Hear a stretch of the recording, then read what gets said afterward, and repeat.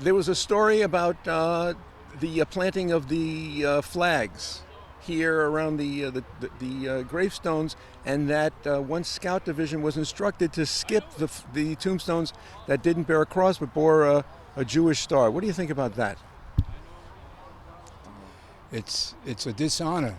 It's a dishonor to any vet, and dishonoring Jewish vets. It's a dishonor and a disgrace to do that. And I look forward to that not happening again. But have we experienced now a climate, a news climate, a vilifying of the Jewish state, and therefore people feel justified in taking out indignation against Jewish targets, Jewish items or people, to the extent that people can get away with it? Yes, it appears we have. It appears that not we have, that certain people have done this, and they should be ashamed of themselves. They should be ashamed of themselves. Is Israel justified in its defense? It certainly is. It certainly is. I have very dear friends whose sons are lone soldiers and volunteered. And they're over there now fighting for Israel and risking their lives. And their parents are very dear friends of mine. And he's there right now. 3 of his buddies were killed. His leading officer was killed. And we should all be very proud of a young man like that, and all young men that defend Israel. The press and women. I'm sorry. Yes. Women serve also. In fact, women soldiers or scopers, watchers, were among the first ones massacred on October 7th, weren't they? Yes, they were. Yes.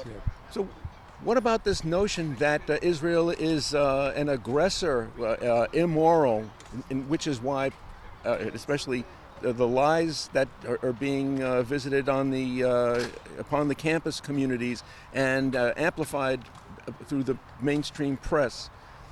What's the truth about the ethos of what Israel's doing?